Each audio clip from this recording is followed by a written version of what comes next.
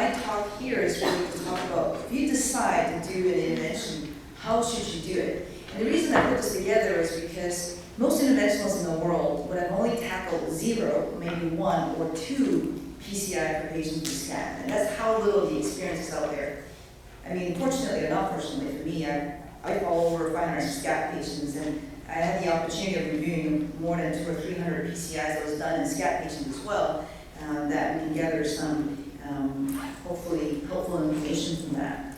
So the management of SCAD, as Jennifer reviewed, is really dependent upon how the patients present, right? So fortunately, most patients, when they come to the cath lab or are admitted to hospital, most of them have had a small heart attack, and they don't have ongoing chest pain. And in fact, that constitutes the majority of our patients. But there are about 8% of patients where they present high risk. So they present with cardiac arrest, they are unstable, they have ongoing chest pain, etc., or they have poor LV function, they have left main dissection. And these patients, the management would have to be very different. And you heard about, well, the majority of patients we can treat conservatively based upon the scientific statements both on the AHA and the ESC, but that is only applicable for patients who are stable without high-risk features. So when we look at the Canadian SCAD study, what was done? So based upon that, and then most patients being stable, of the 750 patients that was managed, according to the physicians looking at these patients in each of these centers, you see that the majority of patients, 86%, were treated medically. And of these, what happened to them in hospital? Well, fortunately, only about 2% required subsequent treatment with either PCI or bypass surgery. And in fact, the majority treated conservatively did well. So in total, about 84% were treated medically, and only about 15% required revascularization, and the majority was with stenting. Only a small proportion, less than 1%, were treated with bypass surgery, which you're very happy with, Joel.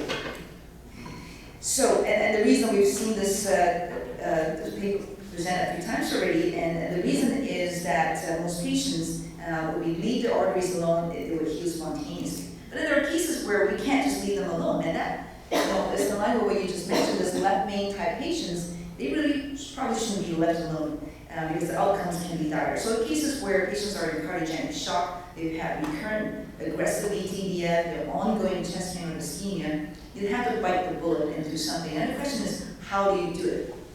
You heard about some of the data where when we were to put a stent in patients, unfortunately, the success rate is not that great. It's somewhere between 60 to 70%. And that success rate is going to lower the intervention for CTO. And then there are issues, stent thrombosis, and other complications. So in fact, when you look at the Canadian SCAD study, about 100 patients underwent stent procedure, in Canada in that series. And of these patients, the reason why the interventionalists decided to do something, a lot of times is because the patient had ongoing pain, they had these ongoing ischemia on ECG, or they had large vessel involvement, or they had involvement in the left main, or we sort of tore the artery with the catheter and you got to do something about it, or they have ongoing ischemia, or ongoing arrhythmia. So those were the key reasons. And you look at what interventionalists did when they tried to fix these arteries. In about 65% of cases, they were able to put stents in. And about 20% of cases, they just used balloon angioplasty where they weren't able to put stents or decided not to put stents. And about 14 or 15% of cases, they couldn't even get to the stage where they want to put a balloon or a stent. They just couldn't even wire the artery. So that's 15% of cases. So overall, the success rate and partial success is about 70%. Okay. And when we intervene with SCAD, we're happy with just even partial success, not even complete success. So what are some of the challenges you heard about some of these? Very importantly is iatrogen, meaning that we make the artery worse by our catheter. But there are other challenges too, where we sometimes can't wire into the true lumen. Because if you think there are multiple lumens, the wire can go to the false lumen, and that would be a contraindication to try to put stents in. Or whatever we do, even if we try to put a balloon and squeeze this intramural hematoma, this blood in the wall of the artery, put a balloon in, we can squeeze this hematoma proximal or distal and really make the situation worse. And you heard about these hematoma can resorb, and then you can have malamposition of stent after. I just want to show you some of these examples. And this is a true, clear problem. Now this patient had a long dissection from here all the way down to the bottom part of the LED.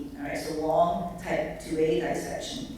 And those who are astute will see that the wall motion is actually not normal in the apex. But then what happened? Well, that wasn't the only problem. This patient had this angiogram done from the radial approach. You can see the catheters going in and out, because that's one of the challenges doing radial angiography is you don't get a very stable position. And this operator decided to switch to an AL1 diagnostic catheter, which, most of my fellows would know how to say this is a mistake. Don't ever try and use an AL1 when you're trying to do a cath on a SCAD patient. So you can see very clearly the moment they engage and when he injects, they split the artery all the way down.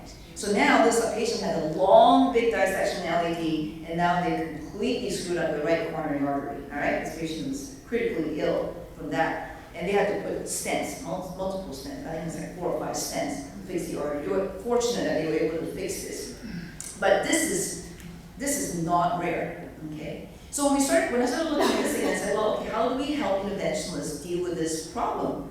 Because I will tell you that most interventionalists would have no clue how to treat these patients. All right, and so these are some general guidelines, and I love algorithms, right? And because it gives us a sort of a step path of how you should treat one according to what you see. I try to do this at home with the kids. Just, they don't follow instructions like that. So high-risk features, the patient with high-risk features, the ongoing ischemia, even shock, etc. That's when we need to consider doing something, doing intervention. Then the key distinguishing feature is, well, is this involving the left main? Or is it involving not the left main? If it's involving the left main, I really would just pick up the phone and call Joe, Dr. Price. I need your opinion, because I think most cases of the left main, they need to go for surgery. The only time I would consider not sending them out to surgery is when, well, you're in sort of a remote center, you don't get backup surgery, or the patient is in dire straits, you're crashing right in front of you. To get them to the operating room sometimes takes time. So then you have to just whip out your wire and catheter, do something in the meantime while the operating room is trying to get ready. So those are the scenarios where I'm really trying to fix the situation in that dire straits scenario. But if it's not left main and it's in other vessels, then we're going to think how can we put stents in. And then the first step is really trying to wire into the true lumen.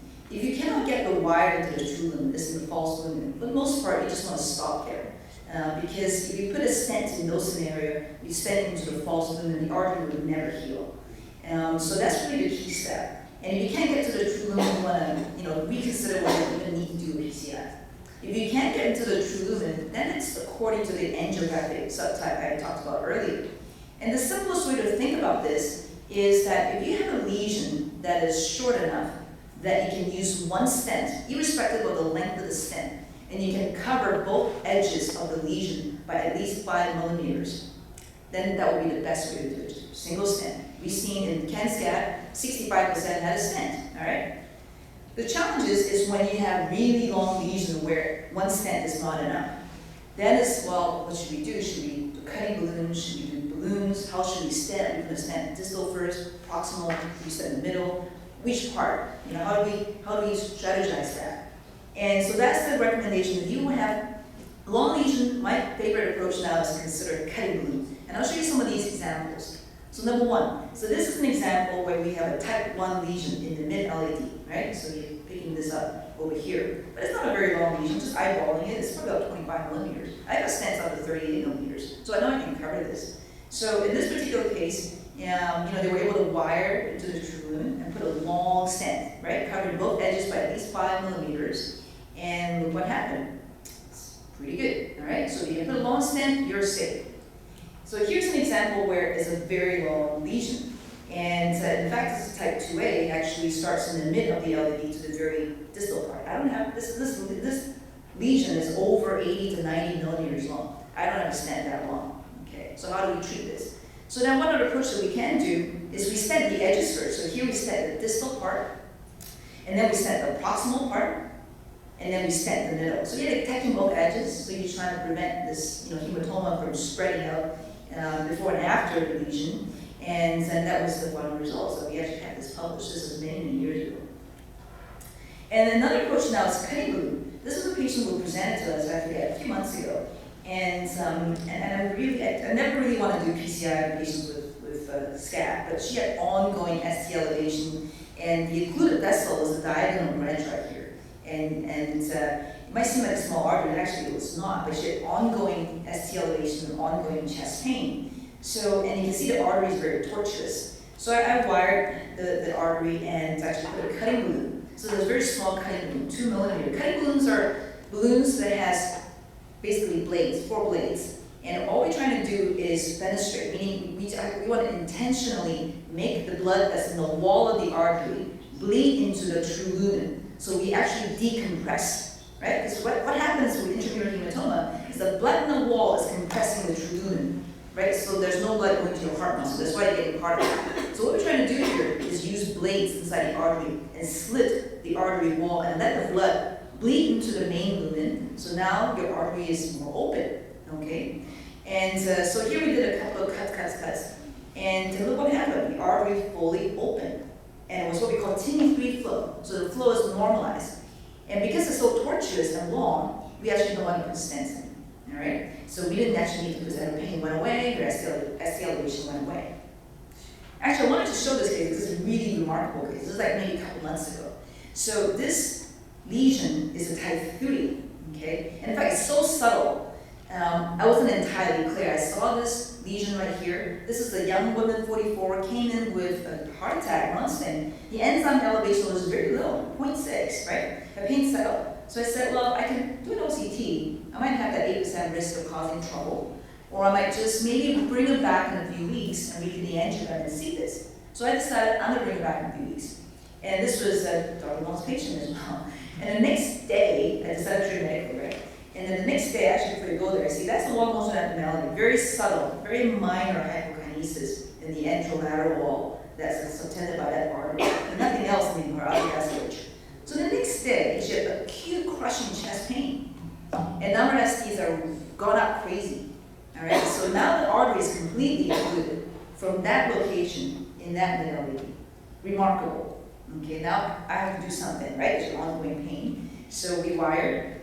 And it's not easy to wire. Put a cutting balloon again. I thought maybe I'll get her a cutting balloon, larger cutting balloon. But she still had residual blockage right here, right? She still had residual blockage after the ballooning. So then in this case, I have to put a stent in. And so I put a long stent in, because we know that short stents don't really work for SCAD. And so we managed to salvage her and pain went away. She's done very well in follow-up, all right?